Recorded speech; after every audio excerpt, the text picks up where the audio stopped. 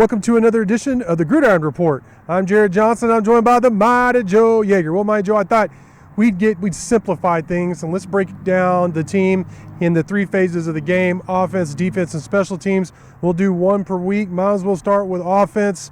Texas Tech brings back a lot of starters, a lot of veterans, and a lot of production over the last couple of years. What are your overall thoughts about the offense? Yeah, it looks really good. You know, I mean, you're talking about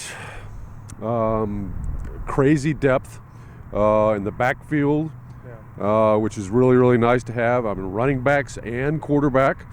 That's something that stands out. You know, I think the receiving core is also very deep. Yeah, I do too. You know, I mean, so at the skill positions in general, you just have a tremendous amount of depth. You know, I think at running back, you have potentially a real star in Taj Brooks. You know, of course, Tyler Shough, what he did at the end of the year last year speaks for itself. If he can maintain that trajectory, then you have a top-level quarterback as well. You have an interior of your offensive line that looks really, really solid. You know, not absolutely dominant, but a quality interior of your offensive line.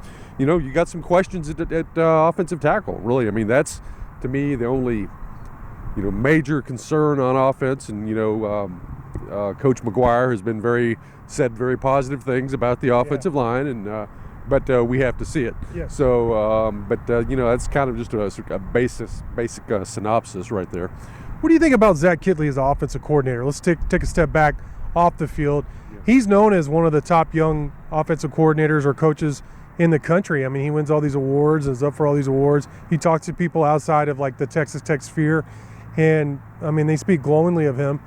This is a top 10 offense, I think, or top 15 offense stat-wise last year in many areas. But there were some times where, and maybe it's just because of the high standards of offense at Texas Tech and just the way fans are, there were some times that I think we were frustrated, fans were frustrated with some of the play calling. But overall, I mean, for me, it's hard to be like too critical when they ended the season with a 4-game winning streak and had one of the best seasons in a decade and all those things.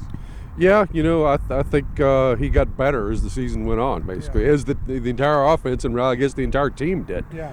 You know, I believe early in the season, early to the mid portion of the season, there was the too much of the play calling that we associate with the air raid type offensive coordinators, with the cutesy stuff, trying to be too clever, and it's almost like you're designing and calling plays for other offensive coordinators out there to see and marvel at. People, yeah. Right. Instead of just what's going to win you the game, man. Yeah. You know, and so what it results in is too much passing when you should probably run some more. But I mean, again, I think late in the season, and who knows, you know, there was probably some heart-to-heart with McGuire and Kittley on some of that as well. And regardless of how it transpired, I think late in the season, Kittley got into a pretty good groove, you know, and I thought his play calling was, and, you know, credit to him, you know, I mean, he was able to roll the dice a little bit with Tyler Shough running the football some, you know, and that was something that had people's hearts in their throat a little bit for the obvious reasons with the injuries and everything, but it worked out, you know, so I thought that took some guts on Kittley's part to do some of those design quarterback runs later in the season. And so, I mean, really, just as the tail end of the season was really looking good and trending well for Tyler Shough, I think the same thing can be said for Kittley's play calling. Yeah, he had 3 quarterbacks that he had to work with because of injuries and various things. So that's something that we have to acknowledge. And I don't think it's a coincidence that when he got his starting quarterback back and things started to click for Tyler Shough, the whole offense looked better, the whole team looked better. It's amazing how that happens, right? You get your starting quarterback back. But I do think Behren Morton has taken a step this offseason. I've seen it, the highlights they've put out, the things I've heard about him, just the look about him. So that's something to watch if something were to happen to Shough.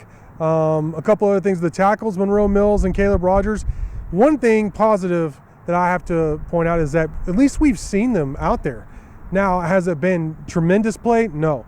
But they've won a lot of games with those two guys at tackles. I mean, Caleb Rogers has something like 30 starts under his belt already, you know, switching between the two tackle positions. So, I mean, even the negatives are kind of like, it's not like in years past where we're like, man, we're really hoping these guys can do it. You know, at least we know these guys can perform well enough to win you games. And inside receiver, I mean, Miles Price, I think he's poised for a breakout season. Xavier White, one of the smoothest guys you'll see in college football. Nehemiah Martinez is a tough son of a gun. The tight ends all return. You like all of them as well. Mason Tharp is up to 6'9", 272 pounds. I saw him throwing guys around like rag dolls the last practice I was at, which is what he needed to really work on was his blocking. And then, you know, you mentioned Taj. We've talked about him enough. I think he's going to be great. Jaron Bradley, I think he could be the best player on the team. He's not talked about a lot, but I think his potential, his ceiling is that high. He has looked like a pro this year. Last year, he wanted it to be his breakout year as a redshirt freshman. I thought it was a year early. He showed glimpses of that. Maybe he could be that consistent player. But then again, they have so many weapons. Maybe it won't be this one guy where it's a Crabtree catching 135 passes or whatever it was, some ungodly numbers he put up. And I do think the offensive line would be better. So I'm very excited about this offense. I think they're going to put up a lot of points.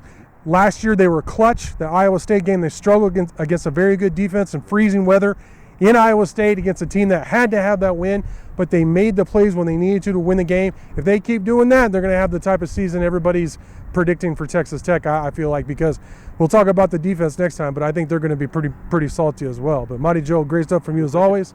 Thank y'all for watching, and until next time.